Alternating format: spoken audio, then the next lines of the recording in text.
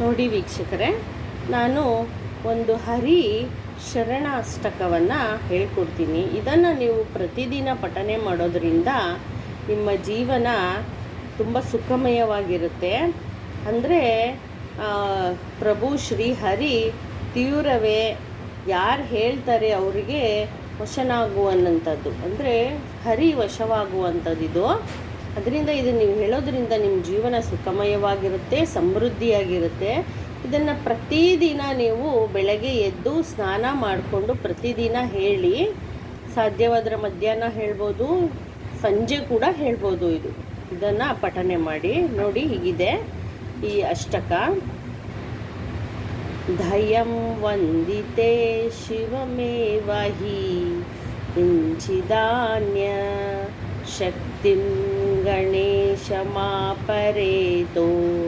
ದೇವಾಕರಂ Y ರೂಪೈಸ್ತುತ್ತಾರೈಪಿ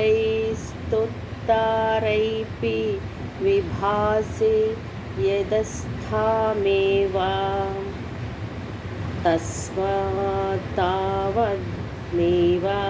ಕಾರಣಂ ಮಮ ದಿನಬಂಧು no ಸುಧಾರೋ ನ ಜಾನಕೋ ಜನನಿನಾ ಜೋಯೋ ನೈವಾದ್ಯಾಜೋ ನ ಚ ಕುಲಂ ವಿಫಲಂ ಬಲಂ ವಾ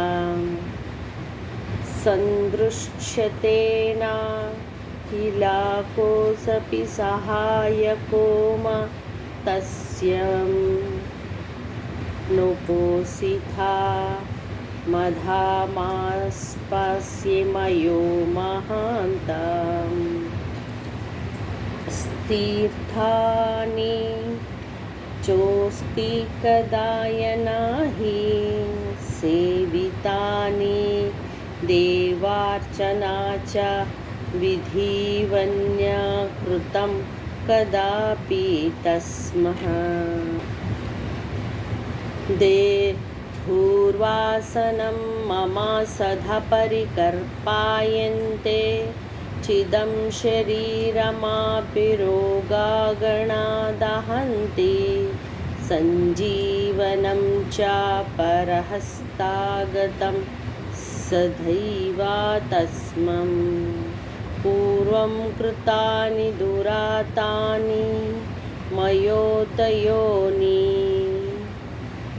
ಸ್ಮರೇತಾ ಚ ಕಲಾನಿ ಹೃದಯಂ ಹರಿಕಪಾಂತಿ ಮೇ ಖ್ಯಾತ ಚಾತೆ ಪತಿತ ಪಾವನಾ ತತೋ ಯಸ್ಮಾಂತಾ ತಸ್ಮಹಂ ದುಃಖಂ ಚರಾ ಜನನಜಂ ವಿವಿಧಾಶ್ಚ ರೋಗಃ ಕಾರ್ಕಶ್ವಸೋಕ್ತಕಾರ ಜನರ್ನಿರಯೇ ಚಾಪತಂ ತೈವಿಸ್ಮೈತ್ಯಃ ಫಲವಿಂದಂ ವಿತಾತಹಿ ಲೋಕೆ ತಸ್ಮಹಂ ನೀಚೋಸ್ಪಿ ಪಾಪವಲಿತೋಸ್ಪಿ ವಿನಂದಿಸ್ತೋಪಿ ಬ್ರಿಯೋತವಹಾವಿತಿ ಯಸ್ತಾಖಿಲೈಕವಾರಂ ತಂ ಇಚ್ಛಾಪಶ್ಯೇಸಿ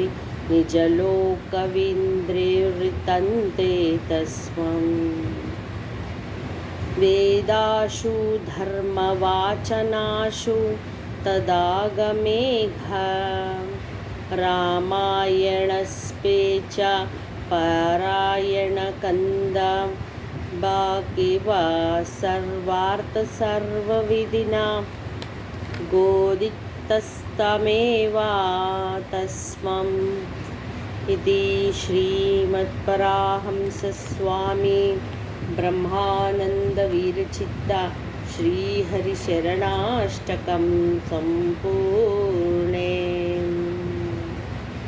ಇದನ್ನು ನೀವು ಹೇಳ್ಕೊಳ್ಳಿ ವೀಕ್ಷಕರೇ. ಮತ್ತು ಇದನ್ನು ನಾನು ಇವಾಗ ಡಿಸ್ಕ್ರಿಪ್ಷನಲ್ಲಿ ಹಾಕ್ತೀನಿ. ಇದನ್ನು ನೀವು ಕರೆಕ್ಟಾಗಿ ಹೇಳ್ಕೊಳ್ಳೋದ್ರಿಂದ ನಿಮಗೆ ಅಭಿವೃದ್ಧಿ ಎಲ್ಲ ಸಿಗುತ್ತೆ ವೀಕ್ಷಕರೇ.